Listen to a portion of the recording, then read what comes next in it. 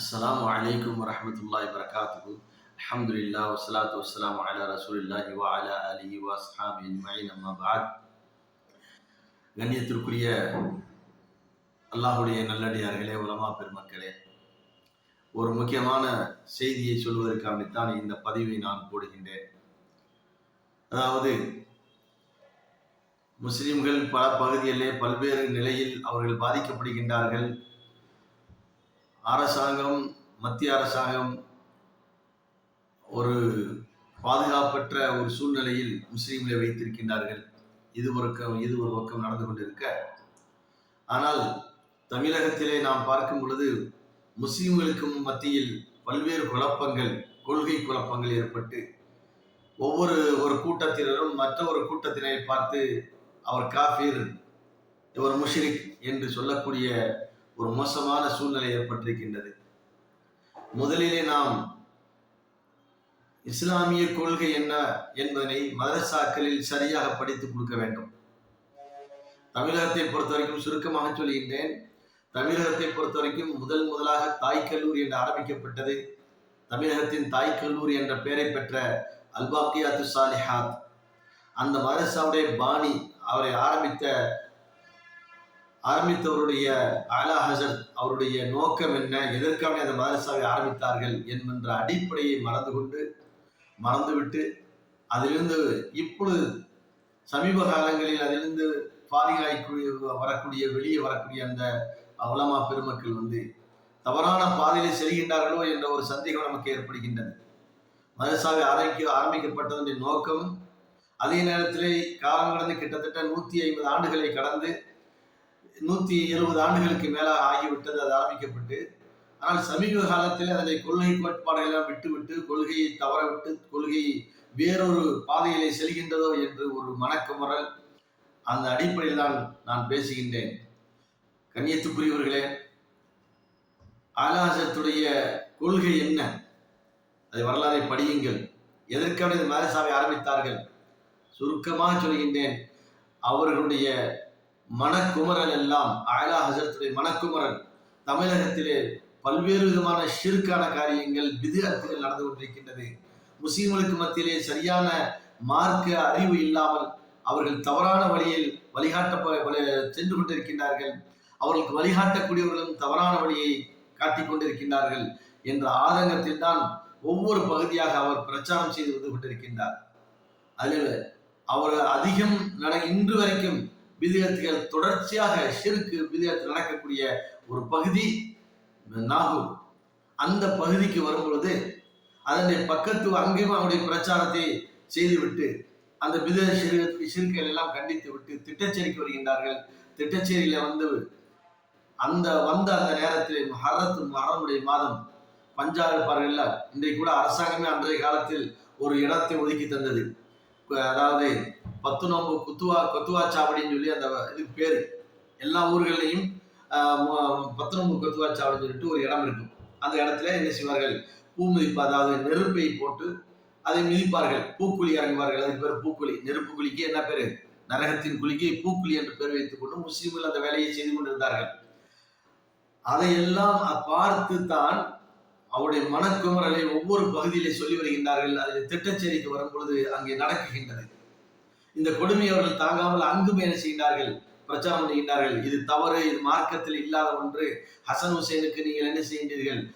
அதாவது கவலையை, துக்கத்தை தெரியப்படுத்துகின்ற என்ற பேரிலே இப்படி மார்க்கத்துக்கு முரணான ஒன்றை நீங்கள் செய்து கொண்டிருக்கின்றீர்கள். இது மிகப்பெரிய ஷிர்க்கு, இது பித்அத்தான காரியம் என்று அவர்கள் சொல்லும் பொழுது இதை கவனித்துக் கொண்டிருந்த அந்த திட்டச்சேரியுடைய ஒரு மனிதர், அவர் பார்க்கின்றார், இந்த ஆலிம் புதுசா ஒரு செய்தியை சொல்கின்றாரே என்று அவரை அழைத்து, ஆலிம் பெருமகனார, நாங்கள் சொல்லக்கூடிய கருத்துகள் அற்புதமாக இருக்கின்றது, இஸ்லாத்துடைய அடிப்படை கொள்கை தான்.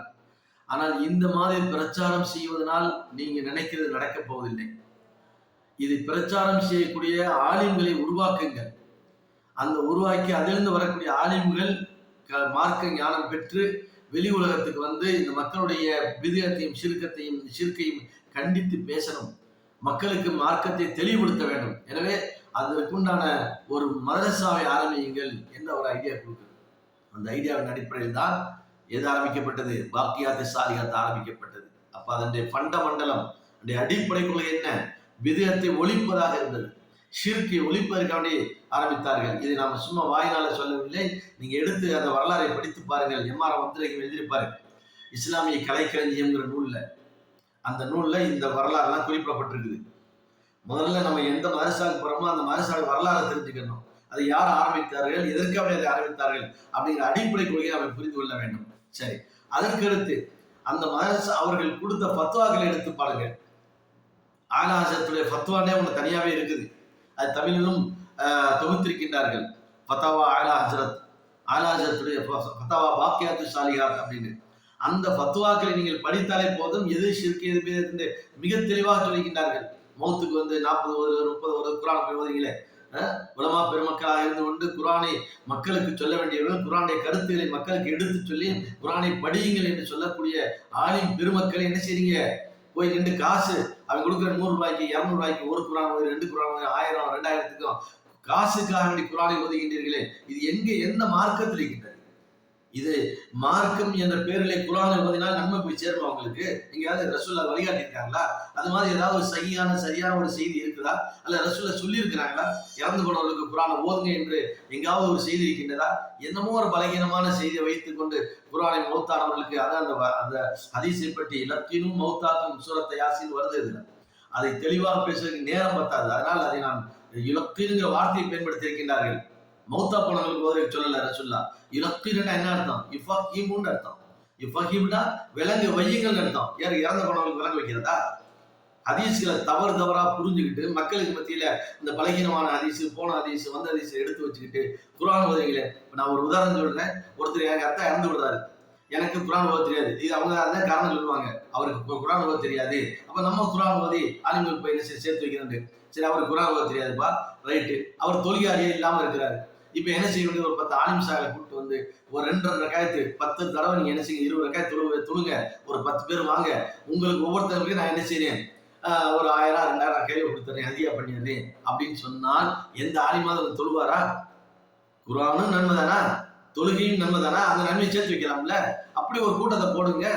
அது ஒரு நோன்பு வைக்க, எங்க அத்தா நிறைய நோன்பு வைக்காம போயிட்டாரு, அவருடைய பாவம் மன்னிக்கப்படணும். ஆகையினால் ஆலிம்சாக்களே நீங்க ஒரு 10 பேர் சேர்ந்து ஒவ்வொரு ஆளும் ஒவ்வொருத்தர் ஒரு நோன்பு வைங்க. ஒரு 40 வரைக்கும் நோன்பு வைங்க. அது ஒரு 10 நோன்பு வைங்க, 40 பேர் நோன்பு வைங்க. நான் இவ்வளவு ஹதியா பண்ணிடுறேன் அப்படின்னு சொல்லி நோன்பு வைக்க சொல்லுங்க. அதுக்கு எந்த ஆலிமாவது ஏத்துக்கிடுவாரா? சரி, அதே மாதிரி இப்ப நான் ஜகாத் கொடுக்கல, எனக்கு அந்த வசதி இல்லை, எங்க அத்தா இறந்துட்டாரு, அவருக்கு நான் என்ன செய்யணும்? ஜக்காத்தை ஏதாவது தர்மம் பண்ணணும், சதக்கா பண்ணணும். சதக்கா செய்யக்கூடிய வசதி என்கிட்ட இல்லை. அப்போ ஒரு ஆஜரத்தை கூப்பிட்டு, ஒரு 4 ஆலிம்ஷா கூப்பிட்டு, நான் ரொம்ப வறுமையில இருக்கிறேன், ரொம்ப சிரமத்தில் இருக்கிறேன், எனவே நீங்க எங்க அத்தா பேர்ல என்ன செய்யுங்க, ஒரு 1000 ஒரு 10 பேர் சேர்ந்து ஒரு 10,000 ரூபாய் சதக்கா பண்ணுங்கன்னு சொன்னால் யாராவது ஏத்துக்குவாங்களா? அதுக்கு நன்மை தானா? குர்ஆன் ஓதுறது நன்மைதான், தொழுகையும் நன்மைதான், நோன்பும் நன்மைதான், சதக்காவும் நன்மைதான். அப்ப அவங்களுக்கு கொடுக்க சொல்லுங்க. தெரியாதுக்காக வேண்டி இப்படி ஆளுக்கு கூலிக்கு ஆளை பிடிச்சு கொண்டு ஓதுறதுக்கு மார்க்கத்தில் எங்க அனுமதி இருக்குது? சரி கிட்ட. அப்ப அவங்க கொடுத்த ஃபத்வாக்களை எடுத்து பார்த்து அதை படியுங்க. மீண்டும் உங்களுடைய கொள்கையை திருத்துங்கள். திருச்சி மாநாட்டில் நடந்த அந்த இதுகளை நாம் பார்க்கும்போது மனம் வேகுது. ஞானிகள் என்ற பேர்ல, ஷேகுமார் என்ற பேர்ல கட்டுக்கதைகளை அவிழ்த்து விட்டிருக்கின்றீர்கள். அல்லாஹ் அதிலிருந்து இந்த சமுதாயத்தை காப்பாற்ற வேண்டும்.